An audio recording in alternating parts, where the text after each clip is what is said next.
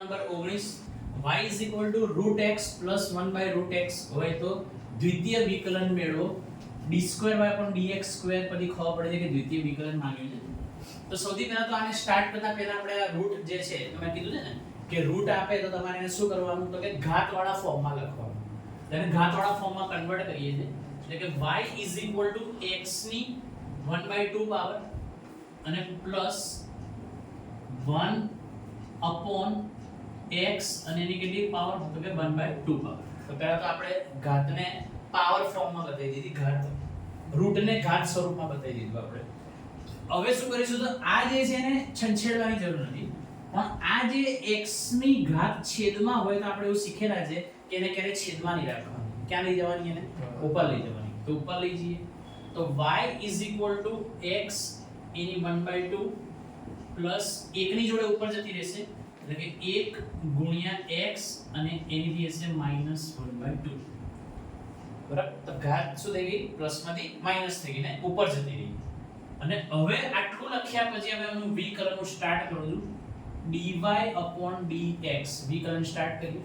તો અહીંયા સહગુણકમાં કશું નથી એટલે 1 સમજીએ તો 1 એના ગુણ્યા 1 ના છેદમાં 2 અને x ની 1 ના છેદમાં 2 માઈનસ 1 ઘાત આ પ્લસ નું પ્લસ 1 નો સહગુણકની જોડે ઘાતનો ગુણાકાર કરીએ અને x જે છે એની શું થશે તો કે -1/2 અને અગેન -1.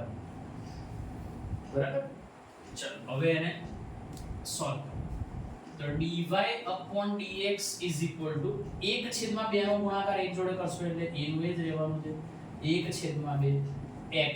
હવે 1/2 -1 એનો જવાબ શું આવશે તો એનો જવાબ આવશે -1/2. થોડી વાર પહેલા તે સોલ્વ કરેલું તો એ તમારા માટે ફરીથી સોલ્વ 1/2 -1 તો આનો ગુણાકાર આની જોડે કરશો એટલે કે 1 2 ડિવાઇડ બાય 2 એટલે એ સોલ્વ થઈ જવાબ શું બનશે તો કે -1/2.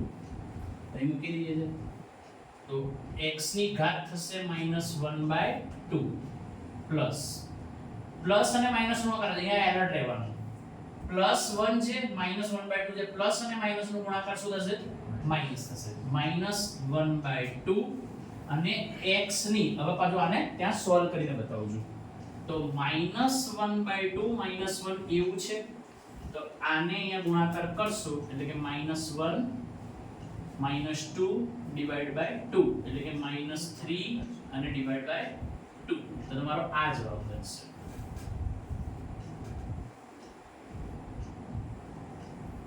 આ જે જવાબ જે છે એને ઘાતમાં આપણે મૂકીએ છીએ તો a સોલ્વ થઈને બને છે -3/2. બરાબર. તો આ જે બની ગયું છે ને બરાબર એ ઓલરેડી તમારું પ્રથમ વિકલન બની ગયું છે. પ્રથમ વિકલન. અને જો પ્રથમ વિકલન જ જવાબ તરીકે માંગ્યું હોત તો પાછો આ ઘાત જે છે માઈનસ વાળી એને આના છેદમાં લઈને અને આ ઘાતને પણ અહીંયા છેદમાં લઈને બતાવી દે જવાબ તરીકે સોલ્વ થઈ.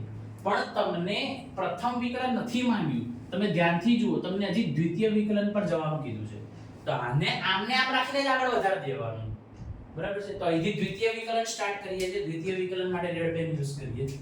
ચલો દ્વિતીય વિકલન તો d2y upon dx2 is equal to હવે પાછો આનો ઘાતનો સહગુણક જોડે ગુણાકાર તો 1/2 બ્રેકેટમાં -1/2 અને x ની -1/2 પાવર હતી એનો -1. ચલો પછી આ માઈનસ એ હવે વાપર્યું આ માઈનસ અહીં આવ્યું છે -1/2 અને આનો પાછો આની જોડે ગુણાકાર એટલે કે -3/2 અને x ની -3/2 -1. ઓકે.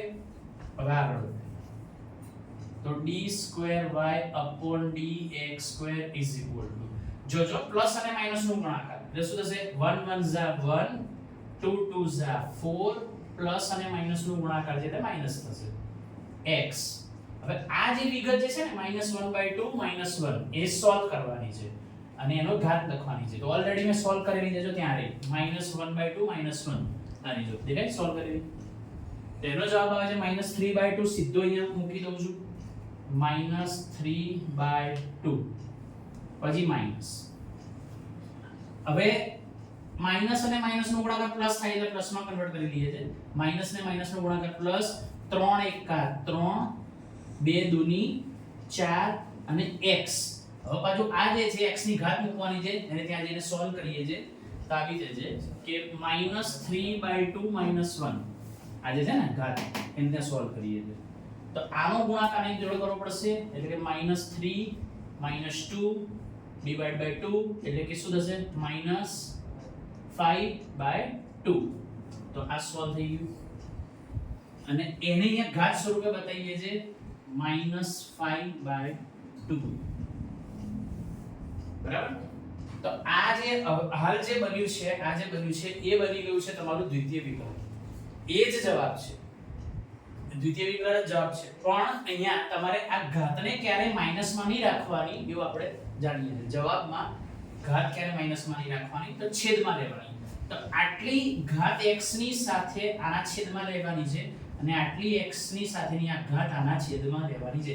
તને કઈ રીતે લખાય તો જો લખીએ d2y/dx2 -1 upon આ 4 ની જોડે પેલું નીચે આવતું રહેશે છેદમાં એટલે કે 4 અને x ની વત્તા 3/2 એ માઈનસ ઘાત વત્તામાં કન્વર્ટ થઈ ગઈ પછી વત્તા 3 ના છેદમાં 4 તો હતું જ એની જોડે આ માઈનસ વાળું ઘાત વાળું પદ નીચે આવીને પ્લસ થઈ જશે એકની ઘાત પ્લસ કરી આપશે.